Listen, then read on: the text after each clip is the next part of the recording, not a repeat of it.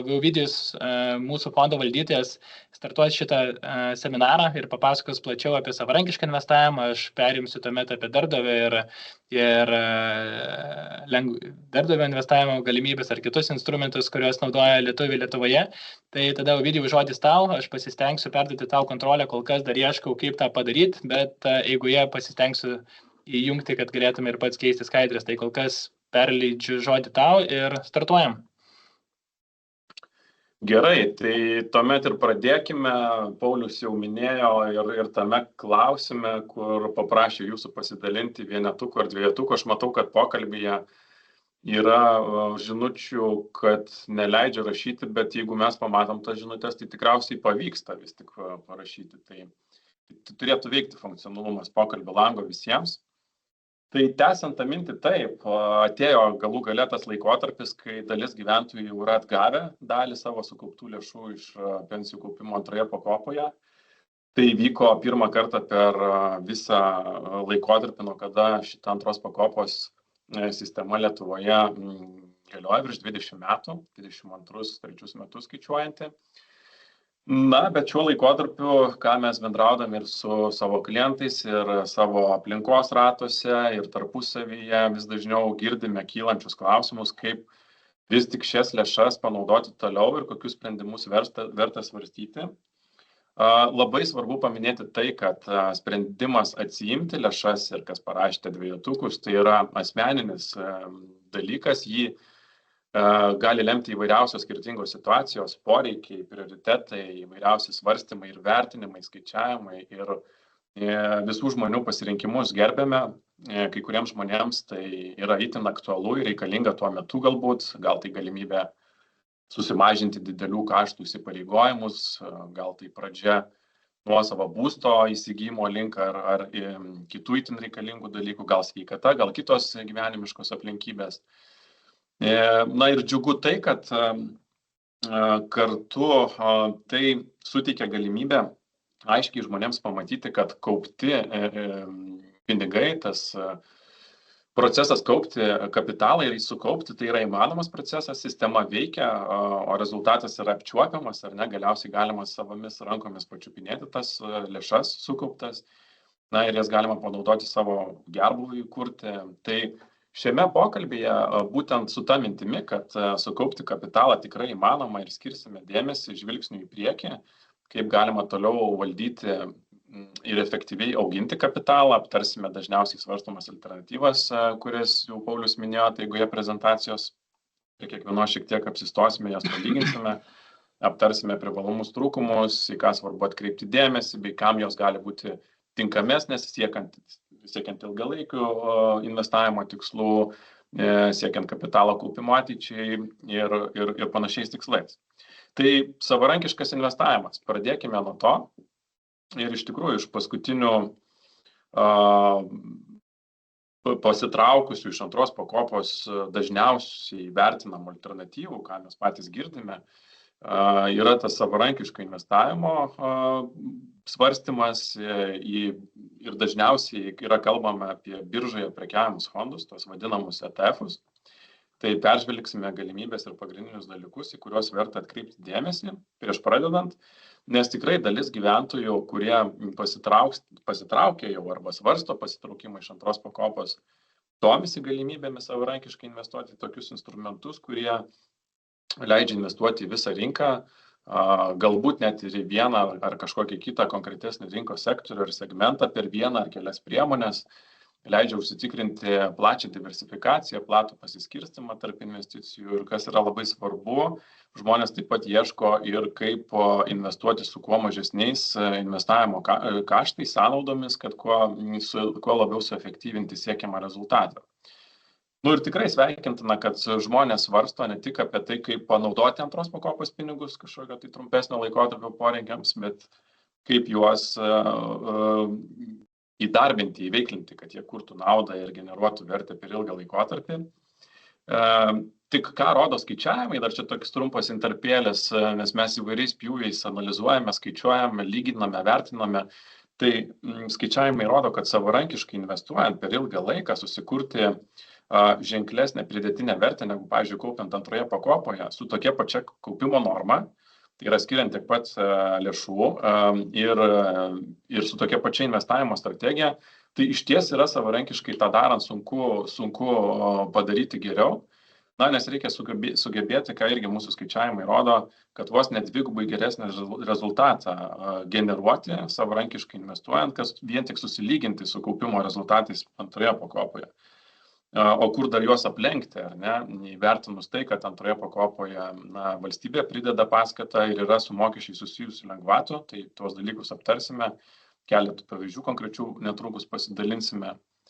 Na, bet tokia savarankiško investavimo alternatyva pasižymi didesnių lankstumu, žinoma, ar ne, suteikia bene plačiausias galimybės ir visišką investicijų kontrolę. Žmogus pats sprendžia, kiek ir kada investuoti, kokias priemonės pasirinkti, kada išsigryninti lėšas ar keisti investavimo strategiją. Tačiau yra ir svarbus momentas, kalbant apie savarankišką investavimą ir lyginant jį su visiškai automatizuotu kaupimu, ar tai būtų antroje pakopoje, ar tai būtų trečioje pakopoje, kalbėsime apie jas abi, daugiau apie trečią pakopą.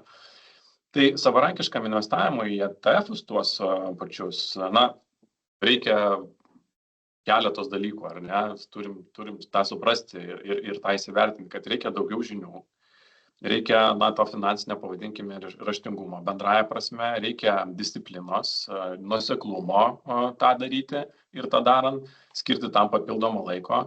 Ir čia ko dažnai žmonės nepasidaro savarankiškai investuodami ir kartais tai nėra visiškai paprasta pasidaryti, tai yra automatinio kaupimo mechanizmo, kad tau nieko nedarant, automatiškai pinigai nusirašo nuo to kažkokios pasirinktos sąskaitos tam tikrų reguliarumų ir jie automatiškai įsidarbina rinkose ir taip, jūs nekreipdami dėmesio į tai, kas vyksta rinka, automatiškai joje dalyvaujate periodiškai žingsnelis po žingsnelio vis didesniu kapitalu įeidami į tą rinką.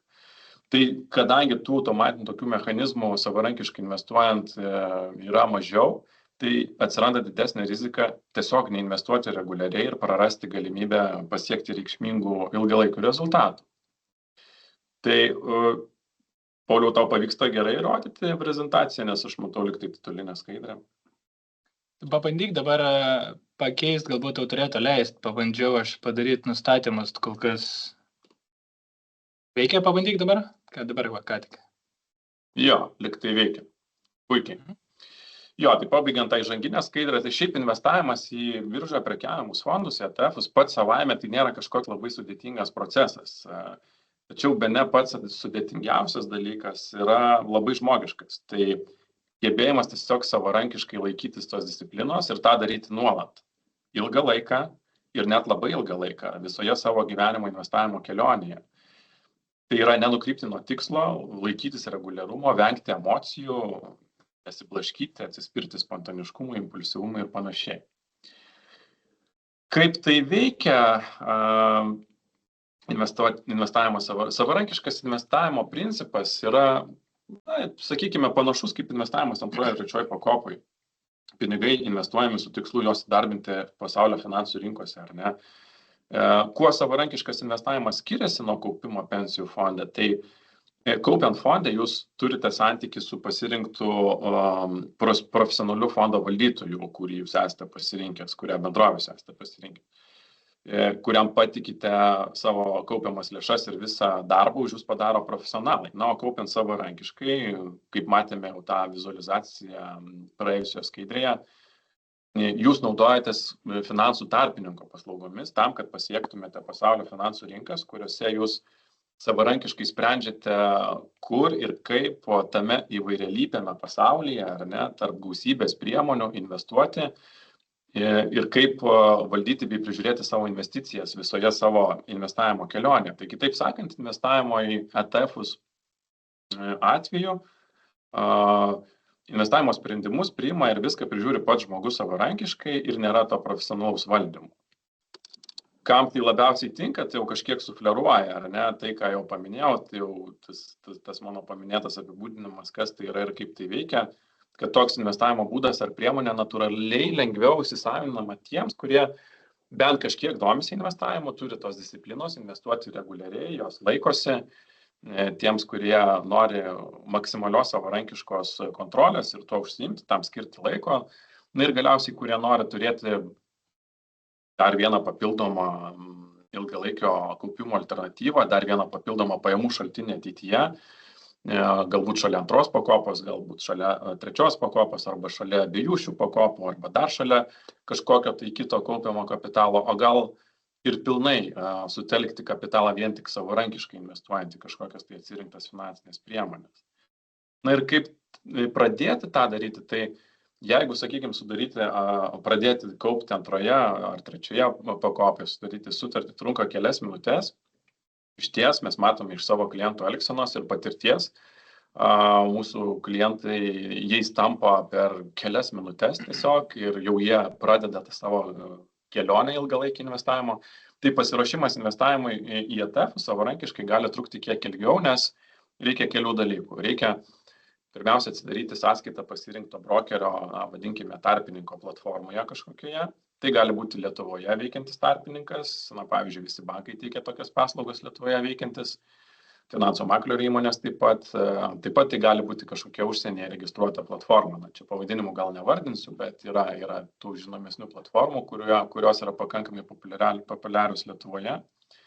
Kitas žingsnis, tai atsidarius sąskaitą reikia išsirinkti norimus tos ETF-us, kurių yra gausybė, pagal savo tikslinę strategiją, pagal rizikos toleranciją, išsirinkti regionus kažkokias temas investavimo ir panašiai. Tuomet, kas yra labai svarbu ir itin svarbu tapo nuo praėjusių metų pradžios, tai reikia nuspręsti, per kokį mokestinį režimą investuoti, ar per investicinę sąskaitą, ar pagal tokį režimą, koks visada buvo, tai yra ne per investicinę sąskaitą. Tai mes irgi turime pavyzdėlį, galėsime greitai per jį pereiti ir palyginti šitus du režimus. Na ir tuomet dar paskutiniai dalykai, tai reikia formuoti tas periodinės ar vienkartinės investicijas, susidėti planą, o investavimo eigoje, jau pradėjus tą kelionę, vis tiek reikia stebėti portfelį, nes jūs esate, kaip ir minėjau, pats atsakingas už jį. Ir jeigu reikalinga, jeigu investuojate ne į vieną priemonę, į kelias, pavyzdžiui, per įvairius regionus, tai reikia karts nuo karto peržiūrėti, persibalansuoti, persigrupuoti tas investicijas, tai tam skirti laiko. Na ir apibendrinant trumpai, kokie yra pagrindiniai savarankiško investavimo į ETF-us privalumai ir trūkumai, tai iš privalumų išties daug tų privalumų, pirmiausia yra daugiau tos kontrolės, nes viską sprendžiate jūs, pats investuotojas viską sprendžia, renkasi ETF-us, strategiją, riziką, investavimo sumas, pirkimo momentus, galų gale kada pirkti, kada parduoti ir visa kita. Ir ETF-ai šiaip jeigu gerai atsirinkus pasižymi tikrai nedideliais investavimo kaštais, metinės išlaidos dažnai nesiekia 0,3%, o gali būti ir ženkliai pigesnis, 0,2, yra ir 0,1. Dažniausiai nėra kažkokių paslėptų mokesčių, tačiau yra komisiniai mokesčiai už prekybą, už sandorius. Tai juos dar irgi apžvelgsime. Iš kitų privalumų tai investicinės galima išsiimti, papildyti, bet kada kažkokius pokyčius daryti su tuo susijusius. Už parduotas investicijas pinigus galima atgauti greitai, bet kada ETF-ai jie pasižymi labai dideliu likvidumu.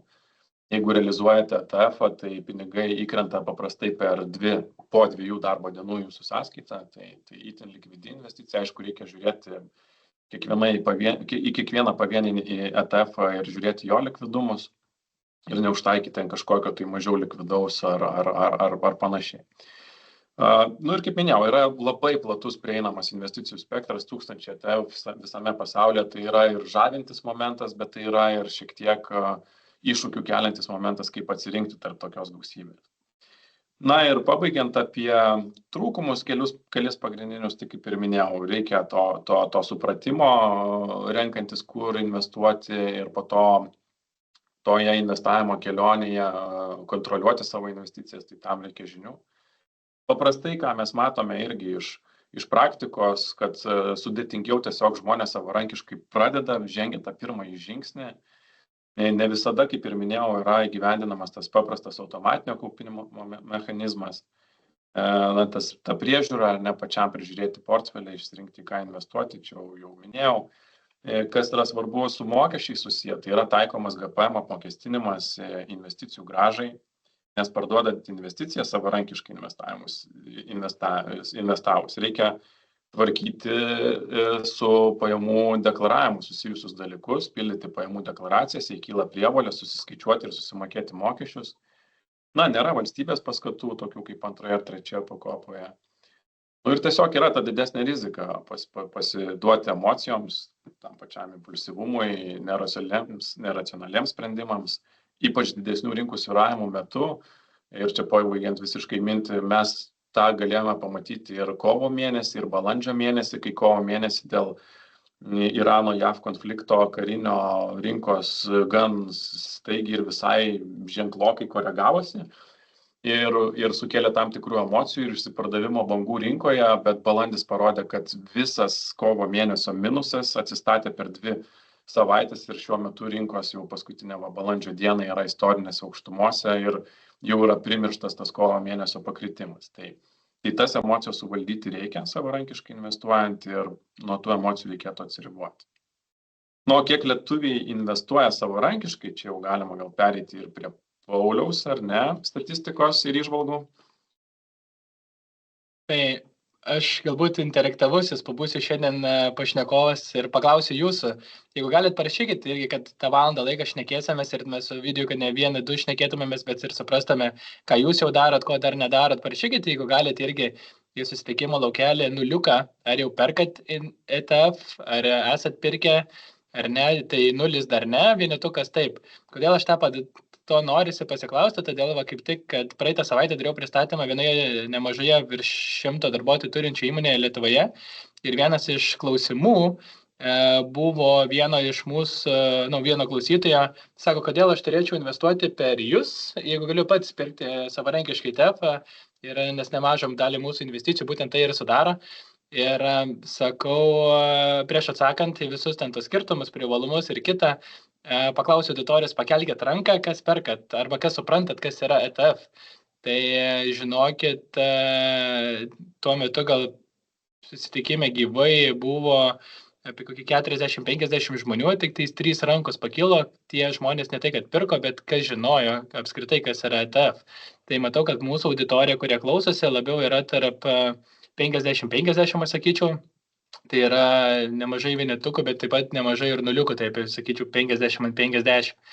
Tai manau, kad šiai dienai pasistengsim pasidalinti tiek vienai, tiek kitai grupiai naudingos informacijos, bet jeigu žiūrėti Lietuvos mastu, tai yra apie netoli 180 tūkstančių žmonių ir tai yra apie 7-8% Lietuvos suaugusių rinkos, kas yra investavę, tai nebūtinai tik į ETF, bet nusipirkė gal ir pavienę akciją, gal kažkokius kitus investavimo instrumentus, nes Lietuvos bankas daro apžvalgas Lietuvos, tai paskutinę, kurią pavyko rasti, tai yra 7-8% yra nusipirkę bent vieną kartą, bent vieną akciją ar kažkokį fondą.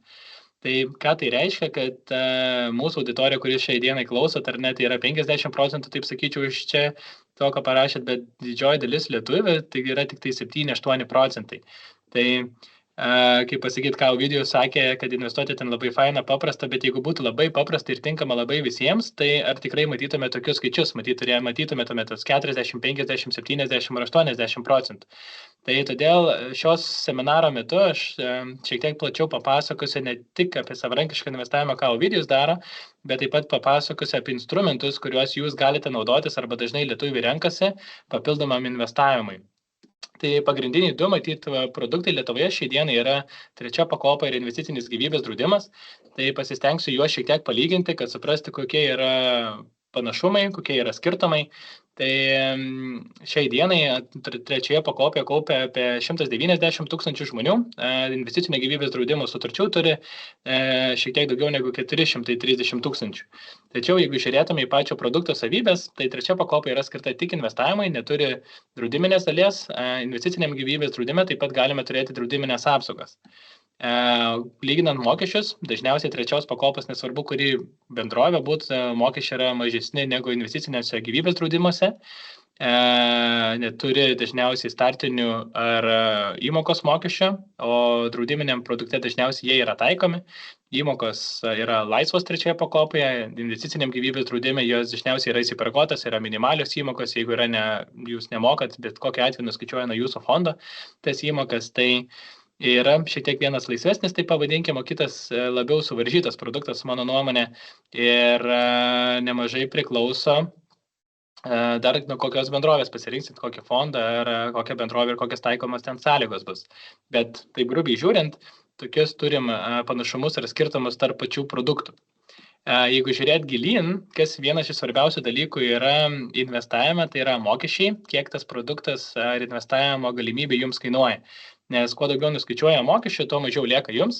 Tai irgi yra Lietuvos banko lentelės, čia yra apie trečios pakopos pensijų fondus, čia yra investicinio gyvybės draudimo mokesčių lentelės. Tai tikrai neįsigaskit, skaičių yra labai daug, tai juos tikrai nelysim, bet kaip pasakyti, jeigu parašysit, tikrai galėsiu pasidalinti tiesioginėmis nuorodomis Lietuvos banko tinklapį, bet pabandžiau padėlioti tokią palyginamą lentelę, kaip tai atrodo mūsų atveju, GoIndex atveju, lyginant su investicinio gyvybės draudimu, kadangi trečią pakopą mes geriausiai žinom savo mokesčius ir savo produktą atstovaujam, tai pasėmiau palyginimus ir palyginau tokią bendrinę, kas yra draudiminėse produktuose. Tai turto valdymo mokestis, tai nesvarbu, kur investuojate ar ne, bendrovė, kuri valdo jūsų pinigus, jinai taiko mokesčius. Tai kas liečia GoIndex pusę, trečioje pakopoje mes taikom 0,55 turto valdymo mokestį. Kas liečia investicinį gyvybės draudimą, tai yra dažnai yra minimalios įmokų sumos, nesvarbu, kad tik vos startuojate, bet kartais gali reikėti sumokėti ar 5, ar 10, ar 20, ar 30 eurų metinį mokestį. Plus yra procentas nuo investuojamos sumos ir kartais jis gali siekti net ir keletą procentų. Kas liečia bendrą išlaidų koeficientą, tai irgi labai svarbu atsižvelgti į tai, kad nesvarbu, kurioje bendrovėje jūs investuotumėt ir kiek bendrovė taikytų savo turto valdymo mokestį, bet kokiu atveju yra dar su investavimu susijusios išlaidos. Tai mūsų atveju mes trečioje pakopoje turime 2 fondus, tai GoIndex pasaulio akcijų fonde praeitų metų bendrasis išlaidų koeficientas buvo 0,83, subalansuoto fondo 0,98, tai į jį įeina ir turto valdymo mokestis, tai jeigu, sakykime, žmogus turi 1000 eurų GoIndex pasaulio akcijų fonde, tai per praėjusius metus visus mokesčius su investavimu ir ką mes taikom paėmus, maksimalus mokestis galėjo būti iki ten 8-9 eurų. Kas liečia draudiminius produktus, tie bendrieji išlaidų koeficientai dažnu atveju yra didesni, nuo 1,5 iki 2,5 ar net dar daug didesni. Kitus palyginsiu, tai mokesčio startinių mokesčių, kaip ir minėjau prieš tai, trečioji pakopai dažniausiai nėra, tai mes jo taip pat netaikom.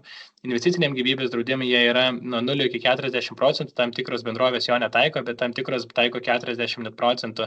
Tai investuojant, pavyzdžiui, 1500 per metus, pirmus 3 metus, ar ne, tai pavyzdžiui, investuojant 1500, gali net apie 600 eurų nepatekti į fondą, o būtų tiesiog panaudoti administraciniams kaštams padengti ir jūs investuotumėt ne 1,5, tiesiog 900 eurų.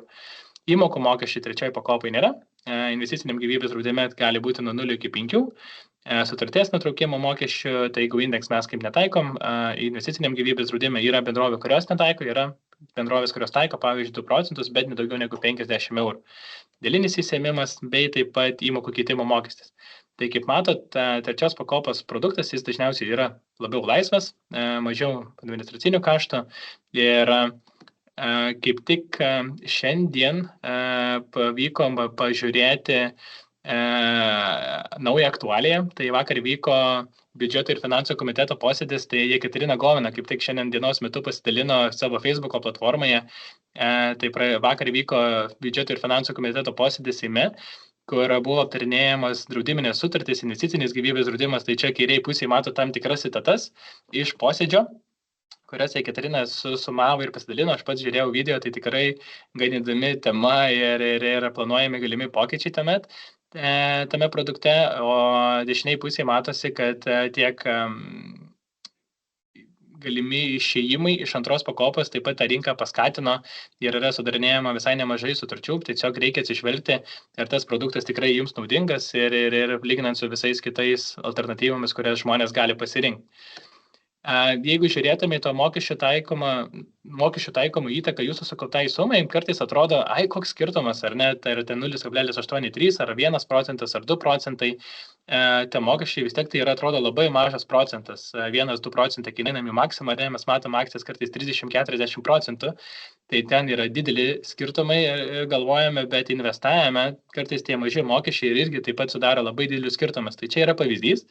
Jeigu žmogus skirtų investavimui 200 eurų per mėnesį ir pensijų fondai ar investicinis instrumentas ar neuždirbtų 8 procentus prieš, kaip ne tai, kad uždirbtų, bet investicijos generuotų 8 procentų grąžą prieš mokesčius, padariau palyginamą lentelę, kiek skirtumas vien iš mokesčių prizmės galėtų susidaryti per ilgesnį laikotarpį.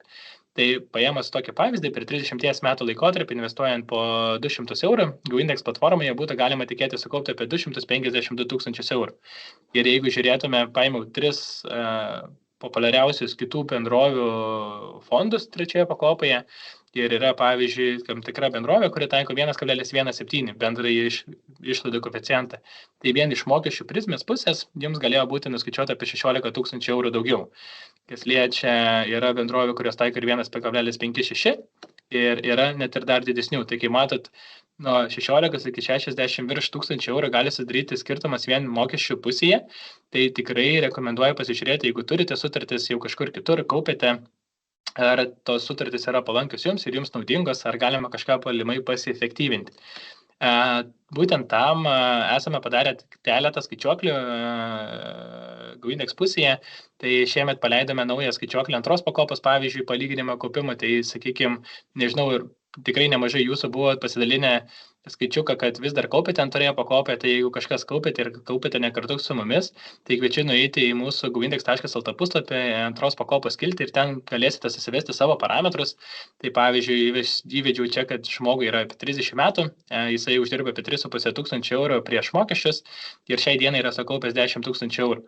Tai lyginant kaupimą pas mus ir lyginant mokesčius, kokie yra vidutiniškai kitose pensijų kaupimo bendrovėse rinkoje, tai vien iš mokesčių prizmės tokiam žmogui su dabartiniais mokesčiais, jeigu toks kaupimas tęstasi iki pensijinio amžiaus, galimai susidarytų mokesčių sumokėta virš 20 tūkstančių eurų daugiau. Atsiprašau, kas yra visai nemaža pinigų suma. Tai judant tolyn, matyt, galite naudotis GoIndex taikomis, kaip minėjau, skaičiuoklėmis, bet yra taip pat rinkoje ir nešališkų skaičiuoklių, kaip pavyzdžiui Finansai paprastai. Tai ten galima susivesti, pavyzdžiui, irgi parametrus. Čia įvesti yra 7 procentų metinė grąža, 5 metų investavimo laikotarpis, 125 eurai per mėnesį ir kad dar galima susigrąžinti gyventojų pajamų mokesčių lengvatą. Ir įdėjau keletą krypčių. Atleiskit. Kuriuose dažnai žmonės investuoja, tai pavyzdžiui mūsų trečios pakopos pensijų fondas su investicinio gyvybės draudimo keliomis kryptimis. Taigi, matot, investuota suma yra panaši, ne panaši, o ta pati 8700 eurų visose platformose, bet kiek buvo sumokėta mokesčių ir kokia yra galutinis rezultatas, jisai gan nemažai skiriasi. Tai mano žodis bus perleistas Ovidijus, kuris pažiūrės šiek tiek plačiau, kaip kainuoja ir kiek kainuoja savarankiškas investavimas, perkant ETF ar kitus investicinius instrumentus. Video.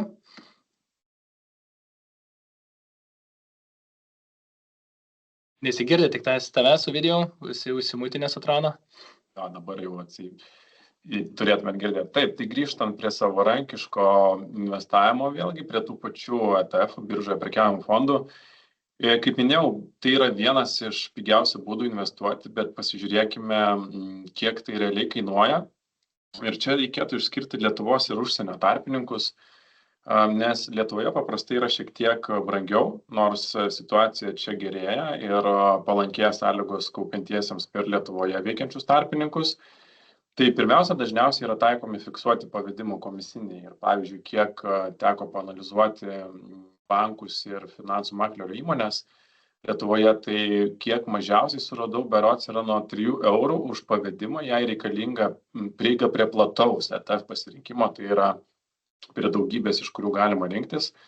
Ir tie 3 eurai šiaip nėra mažai, pavyzdžiui, ypatingai darant tai investuojant periodiškai, pavyzdžiui, sakykime, 100 eurų per mėnesį periodinis investavimas su 3 eurais komisiniais kaštais netrodo labai patraukliai, nes 3% vien tik tai nuo tavo įnešamos sumos tenka komisiniams, tai išties didelis mokestis. Bet, kaip minėjau, pradeda atsirasti Lietuvoje ETF prekybos paslaugos su santykinai nedideliais prekybos komisiniais. Pavyzdžiui, yra rinkoje pavyzdys, kur komisinis yra nebe fiksuotas eurais, bet 0,25% nuo pavedimo sumos, kas sudarytų nuo 100 eurų 25 centus, tai jau kiek čia 12 kartų mažesnis negu 3 eurai mokestis. Arba net ir iš viso atsiranda pavyzdžių, kai yra netaikomi komisiniai mokesčiai, galbūt tam tikrą laikotarpį. Trūkumas tik tas, kad tokiais atvejais būna prieinamas tik nedidelis kiekis kažkokių atrinktų ETF-ų. Paprastai, kokie 5, 6, 7, 10 galbūt ir tik iš jų gali rinktis. Ir jeigu norėtum ten iš daugiau kažkaip pats savarankiškai dėliotis ETF portfelį, tai jau reikėtų dairytis ten, kur yra prieinami platesni pasirinkimai.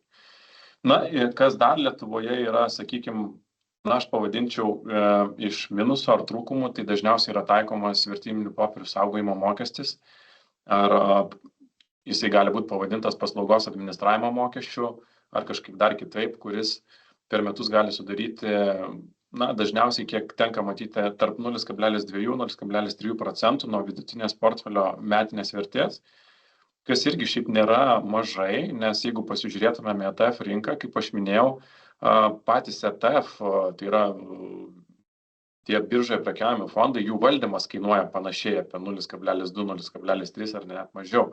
Tai dar priedo prie valdymo mokėti už jų saugojimą, vien tik tai dėl to, kad per tarpininkai eini į tą ETF rinką, nėra labai patrauklu. O žiūrint į užsienio tarpininkus, tai galima rasti patrauklesnių tikrai sprendimų. Į kai kurios tarpininkus žiūrint, gal net ir visiškai minimalius tos komisinius galima rasti, pavyzdžiui, 1 euras už sandorį arba 0,1% nesirišant prie minimalios sumos eurais nuo pavedimo sumos. Tačiau dažnai tai būna ribotam pavedimų skaičiui, bet investuojant periodiškai, savarankiškai, kas mėnesį, ten 1 kartą, sakykime, per mėnesį, tai tie riboti pavedimai pilnai jų pakanka dažniausiai kartą per mėnesį laikytis to investavimo reguliarumo. Kas yra svarbu ir dažnai netaikoma, arba labai retai iš kitos pusės taikoma, tai tas vertybinių popierių saugojimo ar kažkoks papildomas paslaugos administravimo mokestis. Tai dažniausiai tokio mokesčio nėra per tas populiaresnės, gerai žinomas užsienio prekybos platformas. Tai viskas susumavus, čia mes turim ir pavyzdėlį, tai yra viskas susumavus, taikomus mokesčius, paskatas, GPM lengvatas, investicijų grąžai, galima palyginti, kokių ilgalaikių rezultatų būtų galima tikėtis investuojant savarankiškai. Vėlgi tas investavimas savarankiškai, mes čia kalbam investavimą į tuos ETF-us. Investuojant per 2 pakopą ir investuojant per 3 pakopą, ir čia susitarus dar dėl tam tikrų prielaidų. Tai jeigu mes darytume prielaidą, kad investuojame į tą patį finansinį turtą, pavyzdžiui, viso pasaulio plačiai diversifikuotą akcijų portfelį, tai yra įmanoma padaryti ir per 2 pakopą, ir per 3, ir investuojant savarankiškai, galima beveik identiškus portfelius susidėlioti per visus 3 skirtingus šios instrumentus. Sakykime, imant vienodą grąžą, 6% paimkime šiek tiek konservatyvesnį negu pastarųjų 10–15 metų ilgalaikė vidutinė pasaulio akcijų grąža. Sakykime, investuojam tą pačią sumą, tai yra 3% nuo atlyginimo per mėnesį, kaip tai yra 2 pakopoje. Tai sakykime, kad per visas priemonės 3% nuo savo atlyginimo skiriame. Įvertiname visų 3 investavimo variantų faktinius kaštus. Ir skaičiavimuose čia nėra vertinama, kad yra įvertinama, kad investuojama nuo vidutinio darbo užmokesčio. Tai yra, kuris apie 1500 eurų į rankas šiai dienai yra. Tai išsamesni rezultatų palyginimai lentelėje, čia aš jų po vieną eilutę neanalizuosiu, bet apibendrintai, čia dešinėje ta lentelė rodo, kad investuojant per 2 pakopą įvairiais laikotarpių pjūviais, čia mes ėmėme nuo 10 metų iki 40, 4 pjūvius, 10, 20, 30 ir 40 metų. Tai investuojant per antrą pakopą yra pasiekiamas mažiausiai 1,5 karto ir net arti 2 kartų geresnis investavimo rezultatas negu investuojant savarankiškai. Priklausomai čia nuo laikotarpio pasiekiama apie 60-80% didesnė sukaupta suma per visą tą laikotarpį. Lyginant savarankiškai investavimą ir trečią pakopą, rezultatai yra jau panašesni tarp šių 2 kaupimo variantų. Tiesa, per trumpesnį šiek tiek laikotarpį, per 10-20 metų laikotarpį, didesnės sukauptos sumos dažnai galima tikėtis pasiekti jas didesnės trečioje pakopoje. Per ilgesnį laikotarpį, jau ilgą laikotarpį, 30-40 metų, savarankiško investavimo rezultatai pradeda vytis trečią pakopą ir dar per ilgesnius laikotarpius net ir šiek tiek lenkti trečią pakopą. Tai šitie skaičiavimai apima visus tuos dalykus, kuriuos paminėjau, tačiau neapima visų galimų lengvatų trečioje pakopoje, čia išskirtinai kalbant apie trečią pakopą. Ir čia kolega Paulius tikriausiai pratęs, ką turiu mintyje ir kas yra ir mūsų prezentacijos pavadinime ir buvo, tai yra apie darbdavio, ar ne? Taikomas lengvatas kaupiant per darbdavį. Teisingai. Tai pasistengsiu pasidalinti, nes mano nuomonė yra, kaip pasakyti, kartais žmonės galvoja, kad yra savarankiškai investuoti ar kažkur investuoti yra tikrai labai gerai, bet taip pat nemažiau svarbu yra tai daryti efektyviai ir pasinaudoti lengvatomis, jeigu tokios yra, nes galime, kaip pasakyti, dirbti labai sunkų darbą ir čia ne apie investavimą, apskritai gyvenime kartais darom labai sunkius dalykus ir turi mažai naudos, kartais darom šiek tiek mažiau, bet daug geresnis rezultatas gaunasi. Tai taip pat yra ir investavime, galime eiti ir investuoti, mokytis, daryti, bet galutiniam taške, jeigu mes nepasinaudojom lengvatomis papildomis, kurios yra, tai gali būti, kad mes turėsime tą ir prastesnį rezultatą. Tai viena iš geriausių investavimo lengvatų, apskritai, kurią žinau tiek Lietuvoje, tiek ir tarp skirtingų net pasaulio šalių, tai yra Lietuvoje sukurta darbdavio pensijos nauda. Ir šiek tiek papasakosiu plačiau, kaip tai veikia. Tai darykim prielaidą, kad, nežinau, aš ar Ovidijus gerai darbavomės, ar jūs, ir ateina vadovas metų pabaigoje, ar leiskit metinių pokalbio metu, sako, Pauliau, gerai darbavaisi ir tau didėja atlyginimas 100 eurų į rankas. Tai ta 100 eurų, kurį man dabar išmokėta darbdavys, jisai iš tikrųjų įmonė kainuoja šiek tiek daugiau, nes dar yra nuskaičiuoti mokesčiai. Iš tikrųjų, su visais mokesčiais įmonė tokiu atveju man skirtų apie 168 eurus, nes dar reikėtų sumokėti gyventojų pajamų mokestį ir sodros mokesčius. Tai jeigu jūs nuspręstumėt ir susitartumėt su darbdaviu, kad šitą pinigų sumą jūs skiriate ne prie atlyginimo į rankas, bet sakot, aš noriu nusikreipti į pensijų fondą ir darbdavys su tuo sutinka, tuomet gali darbdavys pervesti su visais mokesčiais, nes tai yra leistini nuskaitymai ir pervedimai į pensijų fondą. Tai gaunate jūs kaip žmogus 68% didesnę pinigų sumą, nes jeigu gautumėt 100 eurų investuotumėt į savarankiškai, tai turėtumėt 100 eurų įmoką ar ne, o jeigu investuojat patys per darbdavį, tai jau investuojate visus 168 eurus. Ir padėliau keletą skaičių, kaip tai gali atrodyti ilgesniai perspektyvai. Tai kairėje dabar pusėje matote stulpelį, jeigu žmogus sako, gaunu 100 eurų prie atlyginimo, aš jo net neinvestuoju, o gaunu į savo banko sąskaitą, turiu per 10 metų laikotarpį po 100 eurų 12 000 eurų. Jeigu žiūrėtume vidurinį stulpelį, skiriu 168 eurus per darbdavį, tai tokiu atveju mano gautos įmokos yra ne 12 000, bet jau 20 600. Jeigu žiūrėtume dar kiek investicijos per tokį laiką su 7% galėjote uždirbti, tai yra dar papildomi netoli 9 000, tai per 10 metų laikotarpį, ar jūs pasirenkat gauti į savo banko sąskaitą, ar jos geriau investuoti ir tai daryti per darbdavį, skirtumas yra netoli 20 000 eurų. Tai čia yra 10 metų paveikslas. Jeigu žiūrėtume ilgesnį periodą, nes didžioji dalis mūsų, mes dar esame jaunesni ir tikėtina turim ir 20 ar 30 metų iki savo pensijos, tai pavyzdžiui, per 30 metų laikotarpį tie skirtumai susidaro dar įspūdingesni, jau 100 000. Tai jeigu yra galimybė to naudotis, tai tikrai rekomenduoju. Jeigu norėtumėt pasiskaičiuoti, galbūt kiek jūs galėtumėt skirti pinigų šitokio investavimo instrumentų ir per darbdavį, tai taip pat šiemet išleidome dar vieną papildomą skaičiuoklę savo goindex.lt puslapyje. Tai nuėjus į goindex.lt darbdavio skiltį, galite pasiskaičiuoti įvedus mėnesinį įmoką, kurią galvotumėt skirti, jūs asmeniški investavimai, bet jeigu pavyktų susitarti, kad darbdavys pervestų šitą įmoką už jūs, ar paprašyti kaip papildomos naudos, kažkas turi sveikatos draudimą, kažkas tikrai nedalis mūsų klientų kartais atsisako sveikatos draudimo įmonėse ir tą pinigų sumą, kuri buvo skirta investicinė sveikatos draudimai, tarkim, tada perveda į pensijų fondą. Tai skirtingos įmonės turi skirtingus biudžetus į darbuotojų skatinimui, tai jeigu jį galėtumėt nusikreipti, tai pavyzdžiui, skiriant 200 eurų per mėnesį ar savarankiškai, ar per darbdavį, 20 metų laikotarpį, matote, susidaro apie 70 000 eurų skirtumas. Tai ten galėsit pakeisti skaičius ir pasiskaičiuoti būtent savo ir aktualius skaičius ir pasiskaičiuoti, kaip tai atrodytų. Tačiau yra keletas niuansų apie šią lengvatą, tai yra tai, kad yra tam tikros taisyklės, kuriomis reikia naudotis ir jomis laikytis, jeigu norėtume to pasinaudoti.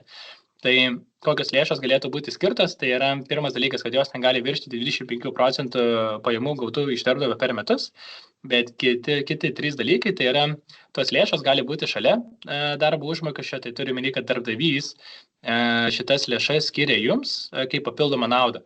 Jūs kokį atlyginimą gaunat, tokį jūs gaunat, bet darbdavys sako, aš dar papildomai mokėsiu galbūt 50 eurų, galbūt 2% nuo jūsų atlyginimo papildomai kaip papildomą naudą. Kažkas turi sveikatos draudimą, kažkas turi pensijų fondus. Kita dalis, tai yra, gali būti jūsų premijoms skirtas lėšos. Tai svarbu yra tai, kad tos lėšos yra, kurios darbdavys gali skirti, kurių ir gali neskirti. Tai jeigu yra labai griežtai surašyta kriterijai, už ką ir kiek pinigų gausi, tai jau dažnai yra traktuojama kaip atlyginimo dalis, bet jeigu yra papildomas premijos metinės, kurios gali būti gautos, gali būti negautos ir nėra labai aiškių susitarimų dėl to, tai tokios galima nusikreipti pagal VMI išaiškinimą. Na ir trečias dalykas, tai yra, ką minėjau pavyzdyje, tai jeigu jums yra numatomas atlyginimo didinimas ir kurios dar nėra susitarta, kur jūs jį norite panaudoti ar prie atlyginimo ar kažkur kitur, tai šito atlyginimo metu taip pat galite nusikreipti savo lėšas į pensijų fondą. Ir yra daugiau lengvatų, sakykime, tiek trečioje pakopoje, tiek investiciniam gyvybės draudime. Tai ne tik darbdavio lengvata, tai pasidalinsiu labai trumpai, kaip tai atrodo.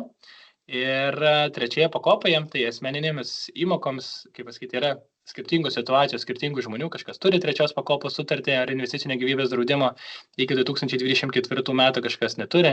Tai, sakykime, yra tam tikri niuansai. Tai tie žmonės, kurie turi senesnės sutartis trečios pakopos, tai dar iki 34 metų pabaigos galit kiekvienais metais susigrąžinti 300 eurų, deklaruojant pajamas nuo praeitais metais įmokėtų 1500 eurų per metus. Bene svarbiausia lengvata trečioje pakopoje taip pat yra tai, kad jeigu kaupiate ilgai, tai yra 5 metai iki pensijos ir kaupimas vykdomas bent 5 metus, jūsų visa sukaupta suma nėra nemokestinama jokiais mokesčiais. Ir kaip ir minėjau, taikoma darbdavio lengvata, kuri dar padidina ir įmokų fazėje įmokamas sumas. Investiciniam gyvybės draudime lengvatos yra labai panašios ir galioja papildomos šios lengvatos. Yra tik, kaip matote, vienoje eilutėje skirtumas, ar neveikia 5 metų iki pensijos, o užtenka 10 metų. Tai tokie yra skirtumai, dar papildomos lengvatos, kurių galbūt nėra kitose instrumentuose. Tai Ovidijus šiek tiek palies plačiau ir kitus investavimo instrumentus ar savarankiškai investuojant, kokios yra lengvatos ten. Bet aš kaip sakau, kad ir investicinė sąskaita, Ovidijus šiek tiek plačiau ją palies, bet investicinė sąskaita neatleidžia nuo mokesčių, galutiniam taškai juos tiesiog nukelia, bet perleidžiu žodį plačiai neįsiplečiant Ovidijui, kuris šiek tiek plačiau papasakos apie savarankiško investavimo lengvatas. Jo, būtent, tai tikriausiai ir pabaigiant jau apie lengvatas, nes jų yra tikrai nemažai, tai pasistengėme jas apibendrintai pateikti šiose keliose skaidrėse, kurias pabaigiant apie lengvatas kalbėjimą būtent tuo mokestiniu režimu, kuris turėjo pokyčių nuo praėjusių metų pradžios ir tai yra susijęs su savarankišku investavimu. Nes savarankiškai investuojant irgi yra tam tikrų mokestinių lengvatų. Ir tas naujasis režimas, tai vadinamas investicinės sąskaitos režimas. Dabar kaip tik gan intensyviai žmonės, kurie nori naudotis investicinę sąskaitą, investuotojai, aktyviai deklaruoja investicinės sąskaitas, nes tą reikia padaryti iki birželio 1 dienos, kadangi deklaravimo laikotarpis yra pratęstas ne kaip įprasta iki gegužės 1 dienos, bet šiais metais yra pratęstas iki birželio 1 dienos, būtent dėl to, kad žmonės turėtų daugiau laiko susitvarkyti su investicinės sąskaitos režimu susijusius norimus pasirinkimus. Tai aptarsime šiek tiek su pavyzdžiais. Na tai investicinės sąskaitos režimas visai naujas dalykas, o iki tol buvęs ir išliekantis režimas, kai per metus galima pasinaudoti lengvata 500 eurų susimažinant uždirbtą investicijų grąžą per metus. Tai yra nuo 500 eurų nereikia mokėti GPM, viršijančią uždirbtą investicijų grąžą, nuo jos reikia susimokėti GPM. Tai šioje lentelėje yra abiejų režimų palyginimai. Jeigu žiūrėti į apmokestinimą, tai be investicinės sąskaitos, pardavus investicijas ir realizavus pelną kažkokį tai uždirbtą, tai kasmet nuo tos investicinės grąžos, nuo uždirbto pelno reikia susiskaičiuoti, kokius mokesčius reikia susimokėti. Tuo tarpu per investicinę sąskaitą, jos modelis, jeigu taip vienu sakiniu ar ne, jos paprastumas yra tame, kad susimokėti mokesčius reikia tik tais atvejais, kai yra išimama didesnė suma už įneštą sumą. Tai čia irgi turėsime pavyzdį. Lengvata yra taikoma be investicinės sąskaitos režimo, ta mano minėta 500 eurų per metus, kiekvienais metais galima pasinaudoti. Tai pavyzdžiui, jeigu vykdai prekybą, uždirbdai investicinės grąžos, parduodi metų eigoje pelningus vertybinius popierius, tai 500 eurų, būtent šitą sumą gali susimažinti sumą, kuri yra apmokestinama GPM. Per investicinės sąskaitos režimą lengvata tokia kaip 500 eurų nėra taikoma, vietoj to yra mokesčio atidėjimas. Tai jisai gali būti atidėtas tiek, iki kol jūs neišsiemate iš investicinės sąskaitos daugiau negu ją įnešite. Administravimo kampų aspektų žiūrint, tai be investicinės sąskaitos to administravimo yra daugiau. Pajamų deklaravimas klampesnis, sudėtingesnis, reikia skirti daugiau tam laiko. Su investicinės sąskaitos režimų deklaravimas yra visiškai paprastas, yra deklaruojami įnašai ir išsiėmimai iš investicinės sąskaitos. Jeigu susidaro skirtumas, kad išėmimų yra daugiau, tiesiog susimokė nuo to skirtumo mokestį. Kam tinka, tai čia gal dar iš karto paminėsiu, kad galima naudotis ir vienu, ir kitu, ir abiejais vienu metu. Tai čia jie yra nepakeičiantis vienas kitą, o papildantis vienas kitą, šitie abu režimai. Tai galima ir investicinės sąskaitos režimą naudoti ir naudotis tuo dabartiniu iki tol buvusiu režimu.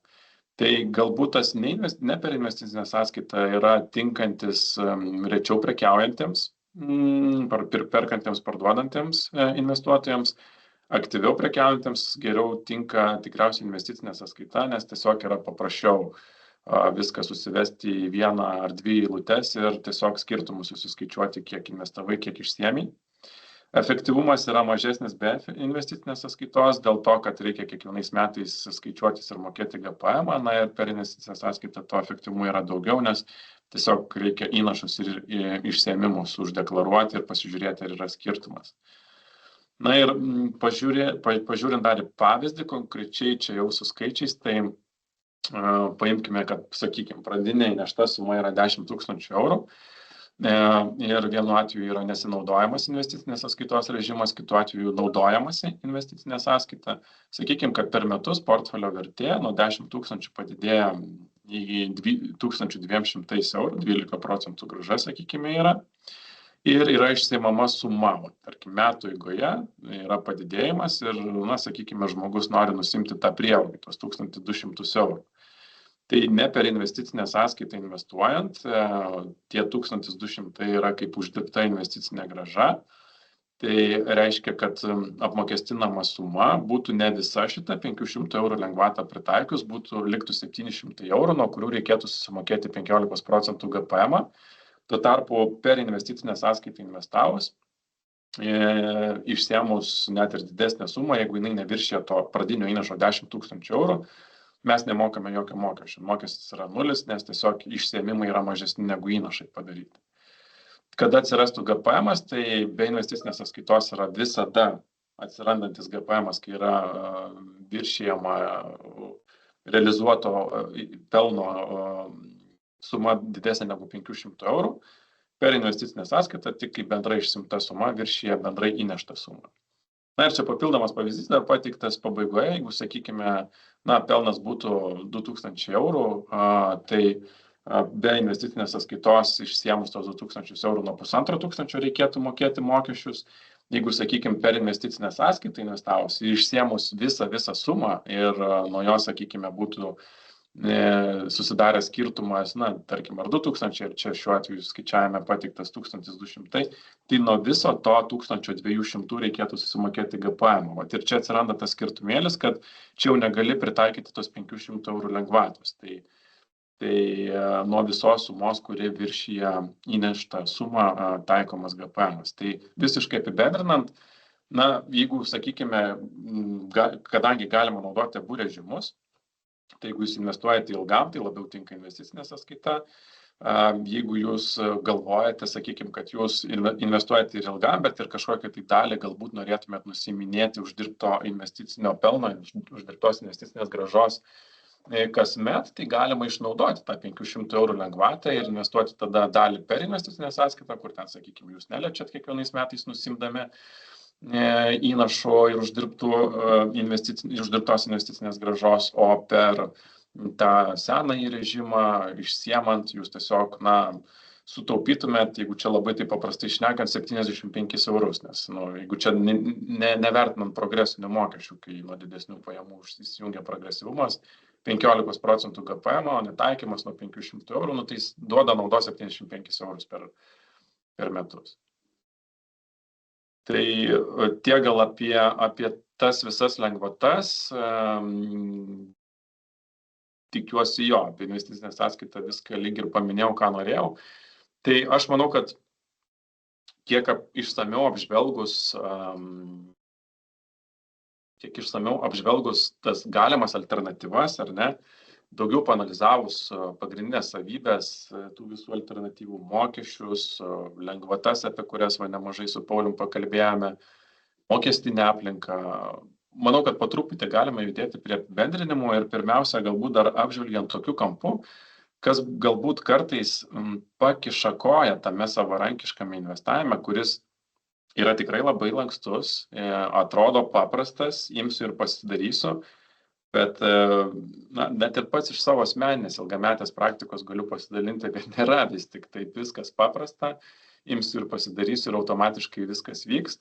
Tai yra tam tikrų, sakykime, momentų, kurie pakiša koją ir viena dalis yra susijusi su psichologija. Čia labai trumpai tiesiog pasidalinant iš tos patirties, iš klasikinių pavyzdžių, tai tiesiog žmonės nepradeda investuoti savarankiškai.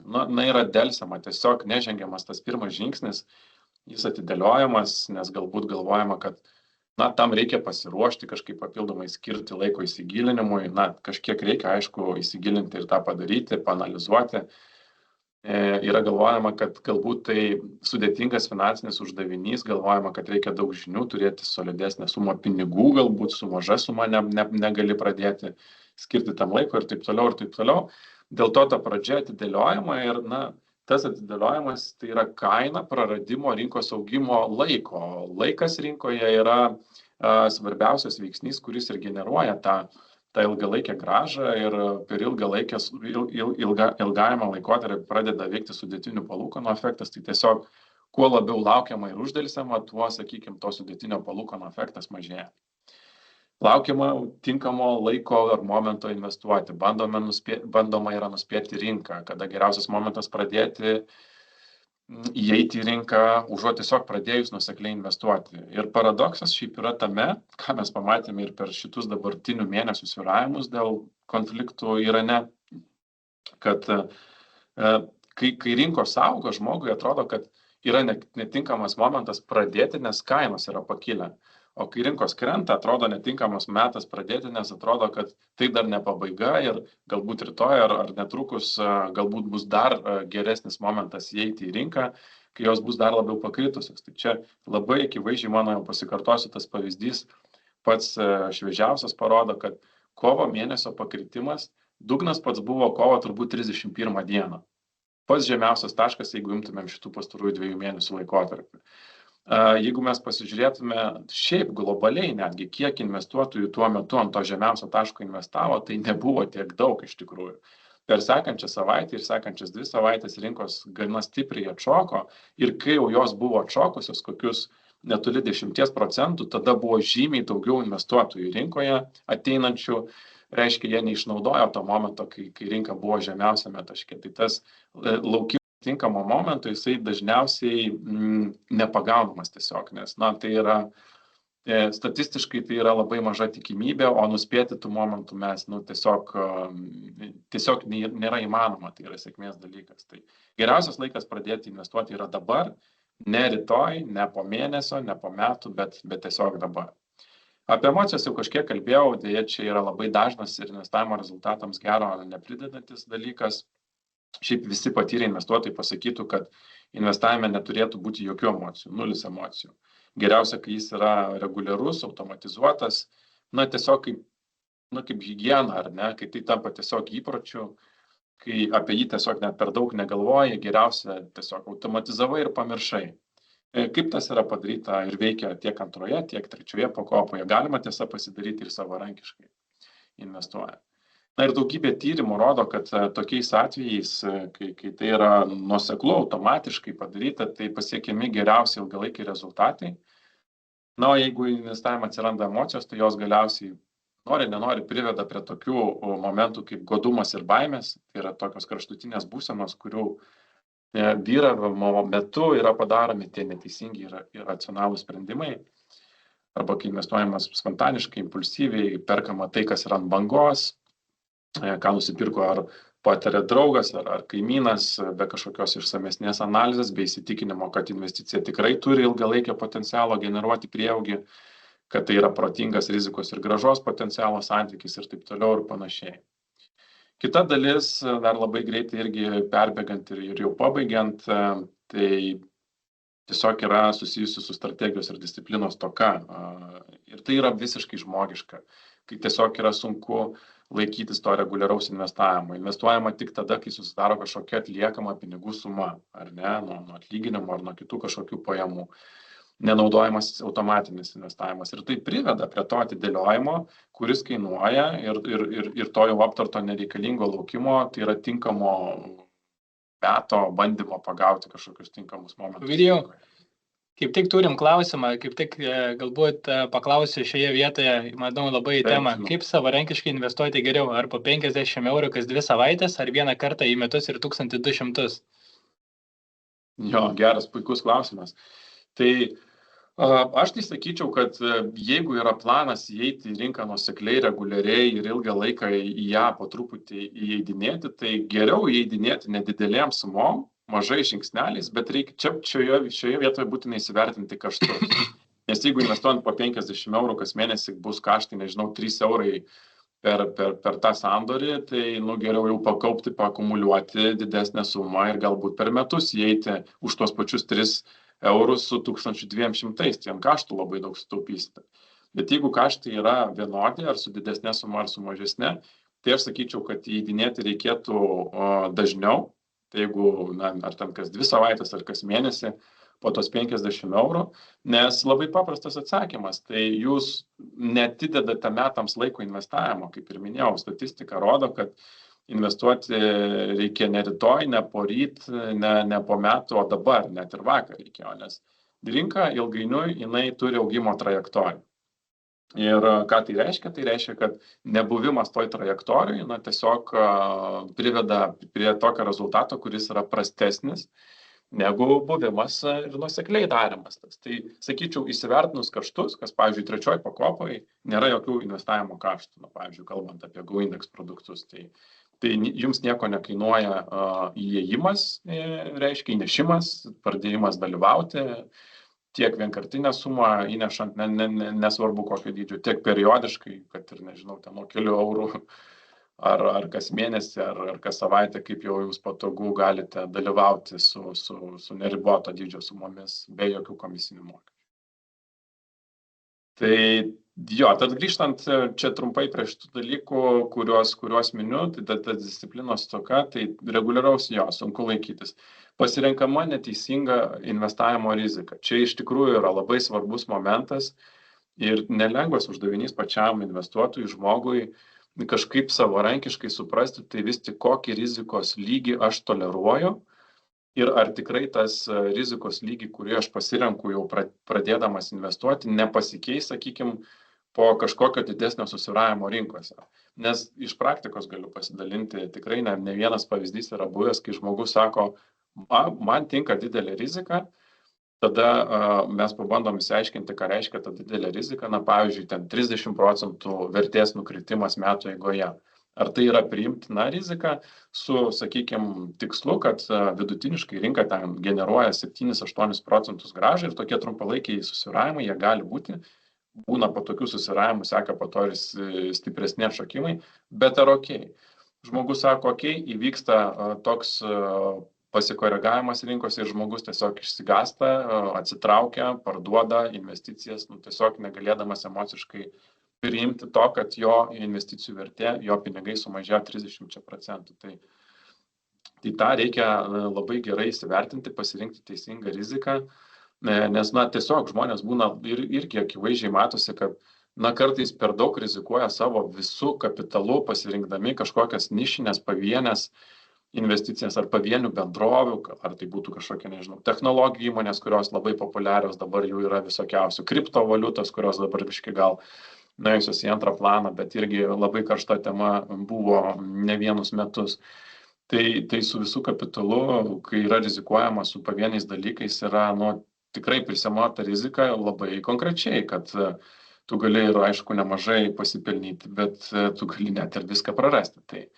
Tai tikrai didžiulė rizika. Iš kitos pusės, kartais žmonės per mažai rizikos prisijama ir kai viskas yra laikoma konservatyviose priemonėse, dar blogiau, kai grinaisiais pinigais ar ten sąskaitoj, ar indėlyje, gal mažiau bloga alternatyva. Bet jeigu žmonės laiko ir laukia kažkokio tai tinkamo momentų įeiti į rinką ir jeigu, sakykime, negali to pirmo žingsnio žengti, kaip aš minėjau, dėl to, kad arba yra per brangu dabar, arba yra krentant į rinką ir tikimasi, kad jinai dar pakris ir tada eis, tiesiog tas laukimas yra kainuoja, nes tu prarandi laiką rinkoje. Taip pat yra su sumomis, kai per mažai investuojama ilgalaikiams tikslams, investuodamas po 10 eurų per mėnesį turbūt neprikaupsi labai daug net ir per 40 metų. Arba kaip tik per daug rizikuojama didesnėmis sumomis, neužsitikrinus, pavyzdžiui, finansinio saugumo, ar ne? Viską dedi rizikingiausias investicijas, neturėdamas kažkokios tai finansinės pagalvės ir jeigu tau reikia staiga aplinkybės kažkokios gyvenime, atsitinka, kad iš kažkur paimti kažkokias sumas, kurios čia ir dabar reikalingos, o ten yra didžiuliai nuvertėjimai kažkur, kur tu viską sudėjai. Tai tą reikia irgi racionalumą kažkokį išsiskaičiuoti. Kita dalis, vėlgi, tai susijusi su investicinių sprendimų pasirinkimu, kai pasirinkami ne patys tinkamiausi produktai, brangus, sudėtingi, nišiniai, pavieniai kažkokie tai, su nepakankama diversifikacija, kai nepilnai galbūt įsigilinama, kokie yra visi susiję mokesčiai, susiję su jūsų pasirinkta investicija, kokios yra investavimo sąnaudos. Nes tie dalykai ilgainiui, ką Paulius įrodė, gali turėti labai reikšmingus skirtumus. Ir galiausiai laikas ir resursai, skiriami savo investicijoms, kai galbūt per mažai laiko skiriame suprasti pasirinkimus, kai yra galbūt net perteklinis kažkoks pasikliovimas, kažkur perskaitytais komentarais, ten iš influencerių, kažkur forumuose paskaičius, kažkokio tai nuomonę išgirdus ar panašiai. Arba kaip tik ir per daug laiko skiriama nuolat sekant įvairias naujienas, reaguojant į trumpalaikius triukšmus rinkoje, kurie blaško, kurie sukelia nereikalingas emocijas ir iš to gimsta tie nebūtinai patys teisingiausi sprendimai. Ir visa tai tiesiog gali privesti prie prastesnių savarankiško investavimo rezultatų. Tai visiškai jau čia apibendrinant tą mintį, kurią aš čia papasakau per kelias minutės, tai automatizavimas, laikymasis disciplinos, darimas reguliariai, ilgą laiką, nekreipiant dėmesio, ar rinka kyla, ar rinka krenta, dalyvauti joje nuolat, per ilgą laikotarpį tikėtina, kad net ir statistika rodo, taip pasyviai investuojant, jūs pasieksite per ilgą laikotarpį, kas yra 15-20 metų ir daugiau, 95% geresnį rezultatą negu tie, kurie daro tą aktyviai, bando nuspėti, kada įeiti, kada išeiti, ką geriau turėti, ko geriau neturėti. Tai perleidžiu Pauliui turbūt jau pabaigti, ar ne, pratęsti apibendrinimus, nuo kogi pradėti, ar ne, kaip tos pirmus žingsnius žengti, kas irgi viena iš klaidų yra. Nepadarant to pirmų žingsnių. Tai ačiū Ovidijau, taip gan plačiai ir išsamei aptariant dažniausiai naudojamas klaidas ir visi sako, kad reikėtų mokintis iš kitų klaidų, bet kol pats nepabandai kartais ir sunku jas išmokti, tai aš pasidalinsiu galbūt tokiais pirmaisiais žingsniais, nuo ko rekomenduočiau startuoti, galbūt kad tų klaidų galbūt būtų mažiau arba būtų užtikrintesnis kelias, tai pirmas dalykas tai turėtų būti tiesiog, jeigu dar neinvestuojate savarankiškai ir to nedarote, tiesiog reikia priimti sprendimą ir investuoti į žinias, tai startuoti nuo, kaip pasakyti, dabar, o ne nuo kito mėnesio, galbūt ne nuo naujų metų, ne nuo sausio, nes tobulaus momento niekada nėra. Ir svarbiausia startuoti, nes investavus galbūt net ir pirmą 10 eurų ar 100 eurų, tada, kaip pasakyti, savo labai artimoje aplinkoje turiu žmogų, kuris reikėjo įtikinėti, kad jisai startuotų, bet tada, kai startavo, kad ir įdėjo nedidelę pinigų sumą, neatsimenu, ten 50 ar 100 eurų, skambinais man, Pauliau, žiūrėk, ten nebe 100, o 102.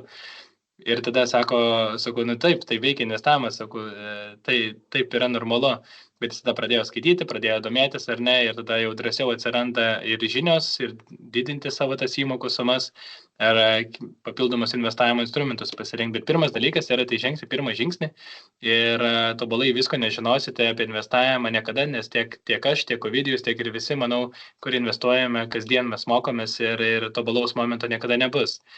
Kitas dalykas, tai ką labai rekomenduoju, tai susikurti kažkokią finansinę struktūrą. Tai kas man pačiam labai padėjo, tai yra atsidarimas atskiros bankinės sąskaitos savo banke, kurioje aš gaunu atlyginimą ir tas buitinis galbūt pasakymas pirmas susimokėjimas savo ateičiai, tai kai gaunamas ar atlyginimas, nusistatyti procentą ar 5, 10 ar 15% ir iškart pervesti į tą sąskaitą ir galbūt dar neturėsite žinių, kur visas tas lėšas investuoti, bet tos lėšos, kai jau bus toj kitoj sąskaitoje, ateis momentas ar ne, ar mėnesio pabaigoje, ar po kelių mėnesių, kai sakysite, okei, dabar laikas tas lėšas kažkur investuoti, aš taip pats vadindavau ištaškyti ir tada tu labai maloniai apsipirkinėjai, perki skirtingus investavimo instrumentus. Tai ir ką Ovidijus jau minėjo, svarbu turėti ir finansinę pagalbę, tai jeigu kad turėti keletas mėnesių savo būtinosioms išlaidoms pinigų, galbūt kurie ir nėra investuoti, bet dėl to, kad jeigu kažkas nutiks, kad nereikėtų iš karto atsiminėti lėšų iš savo investicijų, nes tada irgi gali būti nusivylimas ir toliau nebenorėsite investuoti ir bus sunkiau tą vėl iš naujo pradėti. Ir investuojant į žinias ir kuriant struktūrą, kaip ir minėjau, svarbiausia pradėti ir kad ir nedėlėmis sumomis po 10-50 eurų, nes tai kuria ilgalaikį investavimą. Ir svarbiausias yra įprotis. Tai kad jau mes investuosime vieną kartą per metus, ypač mažą pinigų sumą, tai nesukuria mūsų kaip profesionaliais investuotojais ar investuotojais. Jeigu investavom 100 eurų ir pamiršom ir daugiau nieko nedarėm, tai neapgaudinėkime savęs, tai mes neinvestuojam, mes tiesiog pabandėm prisiliesti prie to, bet tai turėtų būti jūsų įpratis ir nesvarbu, nuo kokios sumos galite pradėti, svarbu tai pradėti daryti. Ir tikslas yra, kad tai taptų automatiška, kad gaunat atlyginimą, prisivedat į atskirą sąskaitą ir paskui juos investuojat. Ir taip darome kiekvieną mėnesį. Ir bėgant tolyn, kadangi atstovaujam GoIndex kompaniją, tai keletą žodžių galbūt apie mus ir kodėl sakyčiau, kad galite, jeigu tai dar neinvestuojate savarankiškai, neturite investavimo patirties ar ETF ar trečioje pakopoje, tai galite pradėti kartu su mumis trečioje pakopoje ir keletas dalykų, kodėl verta, tai pati sutartis sudarimas užtrunka labai trumpai, 3-5 minutės, viskas automatu sukuriama prisijungus prie GoIndex savitarnos per atsakiusi keletą žingsnių programos, nėra minimalios įmokos, automatinį investavimą galite nusistatyti, tai turi meni, kad nusirodysi savo banko sąskaitą, sumą, kurią norėtumėt mokėti kas mėnesį, mes įsiunčiam tą sąskaitą į banką, jūs ją pasitvirtinat ir jos gaunasi, kad apsimoka automatiškai. Jums nereikia sukti kiekvieną sykį, kur investuoti, ką daryti. Turime tikrai diversifikuotus fondus, taip Pasaulio akcijų fonde apima keletą tūkstančių kompanijų, didžiausio pasaulio kompanijų akcijų, tai kaip pasakyti, juokauju, aš kartais visi mes norim pirkti akcijas, pavyzdžiui, ten, nežinau, Apple, Microsoft, Nvidia ar taip toliau.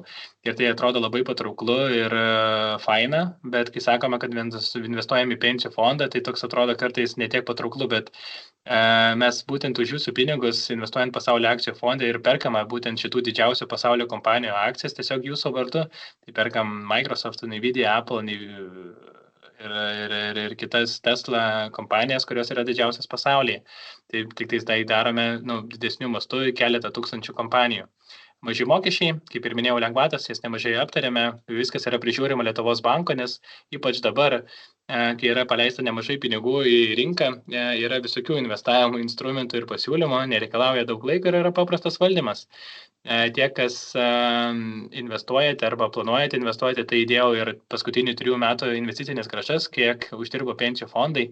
Tai GoIndex pasaulio akcijų vidutinė metinė grąža per pastaruosius 3 metus buvo 16%, subalansuoto fondo apie 10%, bet ką noriu pasakyti, kad ilguoju laikotarpiu tikrai nesitikėkite tokių grąžų, nes tikrai paskutiniai 3 metai buvo geri rinkoms ir pasaulinės rinkos augo šiek tiek daugiau negu įprastai, bet ilgoji laikotarpio akcijų dalis gali augti 7-8%, pastaruosius 20 metų auga apie 90%, bet kiek pasaulis augs investicijos įmonės didžiosios pasaulyje, tiek ir augs investicijos mūsų fonduose, tai kviečiu jungtis, o tie, kurie galbūt atsiėmėte lėšas ir nusitraukite antros pakopos kaupimą ir dabar gavote tas didesnės pajamas, tikrai rekomenduoju saugotis finansinių sukčių ir aš tai padėliojusi kelias kategorijas. Tai vienas yra greitos grąžos, pelningi pasiūlymai, kur net nėra kažkokio realaus produkto, atrodo patrauklu, investuojama ten pasirodo, investavimai nieką, tai buvo tiesiog sukčius. Būna kartais apsimetinėja bankais ar finansinėms institucijoms, bet man kas yra sudėtingiausia, ne tai, kad sudėtingiausia, bet pikčiausia matyti, tai yra realūs ir naudingi produktai. Realūs produktai ir viskas yra su jais, jie yra prižiūrimi galbūt ir jie yra realūs produktai, tačiau galbūt jie nėra tiek patrauklus ar efektingi, naudingi jums. Nes yra tekę tikrai girdėti ne vieną konsultantą, kuris galbūt dirba draudimo srityje ir žmogus ateina ir sako, aš nuėjau ir man prirašė naują sutartį, nes prieš tai turėjau. Ir sako, tai va čia bus tavo nauja sutartis, kur tu dėsi 3%, būtent kiekvieną mėnesį, ką tu būtum dėjęs į antrą pakopą dabar nusitraukęs, bet dėkim ją atskirą sutartį, o ne tą, kurią turi dabar. Paklausiau, kodėl čia taip, tiesiog, kad būtų atskirai. Bet dažnu atveju tai yra ne dėl to, kad tik būtų atskirai, o dėl to, kad į senas sutartis, jeigu jos yra senos 5, 10, 20 metų laikotarpį jau sudarytos senos sutartis, tarpininkai, kurie sudarinėja, turi sudarę tas sutartis, jau nebegauna papildomą komisinio atlygio. Jeigu jūs sudarėte naują sutartį, yra dideli administraciniai kaštai ir jie vėl apsimokestina. Tai ką noriu pasakyti, tai saugokitės, yra tikrai gerų produktų ir investavimo platformų ir instrumentų, bet taip pat yra ir tie, kas nori šiai dienai pasipelnyti, galbūt šiek tiek daugiau. Tai tiek būtų tikriausiai šiai vakarui, atleiskit, šiek tiek užtruko keletą minučių ilgiau. Kaip ir minėjau, kviečiu rašyti klausimus, jeigu turit, pereisim per juos, kas naudojatės LinkedIn platformą, tikrai kviečiu susidraugauti ten, taip pat į susitikimo laukelį, įkeliu susitikimų registracijos nuorodą, jeigu kažkas norėtumėt užsiregistruoti asmeniniai konsultacijai, šiek tiek paliesti plačiau jūsų būtent situaciją. Mačiau, buvo klausimų ir apie darbdavio kaupimą, jeigu norėtumėt, kad jūsų įmonėje padarytume pristatymą arba padėtume susiderinti, kad įmonė jums mokėtų įmokas į pensijų fondą su ta didžiausia 68 ir nedidesnė galima lengvata, tai užsiregistruokit po seminarą, tai manau bent jau pirmus 5 užsiregistravusių žmonės pakonsultuosiu aš pats asmeniškai, jeigu bus labai daug jūsų, tai reikės pasitelkti ir komandą, kad padėtų, bet pirmosios tikrai pasistengsiu pakonsultuoti ir skambtelti, nes visada stengiamės būti arti savo klientų ir jiems padėti, jeigu kyla tai kažkokie papildomi klausimai, tai tikrai kviečiu registruotis. Ir noriu peržiūrėti, ar dar yra kažkokių papildomų klausimų, kurių neatsakėm, nes nemažą dalį atsakėm taip pat raštu jau susitikimo metu. Matau, yra klausimas, jeigu dabar žiūriu, tik tai nepraleidom, kuo skiriasi ETF nuo 3 pakopos ir ką geriau pasirinkti. Tai galbūt atsakysiu aš, paprašiau savai žodžiais, tai ETF ir trečios pakopos investavimas gali būti, kad instrumentai pasitelkti ar per trečią pakopą ar savarankiškai perkant ETF, tai gali būti tie patys, nes mes didžiąją dalį savo investicijų per GoIndex trečią pakopą būtent investuojame į ETF.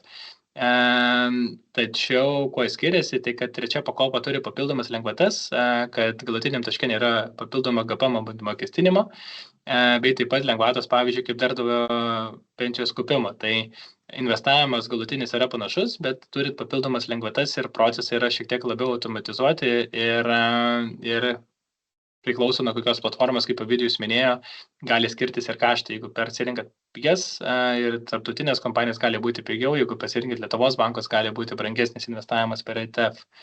Tai galbūt yra sekantis klausimas, jeigu reikėtų rinktis vieną tarp antros ir trečios pakopos, ką jūs rinktumėtės ir kodėl? Ovidijau, ką rinktumės? Matau, čia ir net kiti jau klausytojai dalinosi, kad geriausiai abi, bet kokia tavo nuomonė? Tai labai geras atsakymas dėl abiejų. Šiaip aš galiu per savo pavyzdį pasakyti, aš kadangi naudojuosi ir antra ir trečia pakopa ir savarankiškai bandau investuoti ir šiaip per visas šitas priemonės labai panašią investavimo strategiją esu pasirinkęs. Tai kadangi mano tikslas yra ilgalaikis, sukaupti savo ateičiai, pasiekus turbūt pensinį amžių, koks bebūtų tuo metu, galbūt ir anksčiau, pradėti naudotis sukauptų turtų šiuose priemonėse, tai per tą jau visai netrumpą kaupimo laikotarpį aš labai aiškiai matau, kokie yra skirtumai. Investavimo strategijos yra beveik identiškos, bet tiesiog diversifikavimo pagrindais ir su tikslu turėti kelis papildomus šaltinius, paskirstau tas investicijas, maksimaliai stengiuosi išnaudoti antros pakopos visas lengvatas, trečios pakopos, nes kodėlgi ne, tai yra lygioj vietai tau suteikiamos paskatos, paramos, lengvatos, tai kodėl jų nemaksimizuoti, jeigu tai yra galimybė padaryti. Tai žiūrint į rezultatą, aš labai aiškiai matau, kad geriausias yra antroji pakopa. Ir čia akivaizdu dėl ko. Tai yra valstybės skiriama subsidija ir tas aš iš karto įvertinu, kad GPM-as nebus taikomas antroji pakopai, kai aš pradėsiu jau naudoti tą sukauptą turtą, kai prieisiu tą tašką jo naudojimą. Nes, jeigu aš imu ir investuoju savarankiškai, tai man reikia dėti, kad aš bent galėčiau pasiekti panašų rezultatą, dėti dar savarankiškai papildomai tiek, kiek valstybė prie antros pakopos prideda. Tai jeigu to nedarau, tai akivaizdžiai rezultatas yra prastesnis ir kuo ilgesnis laikas, tuo tas skirtumas labiau auga ir didėja.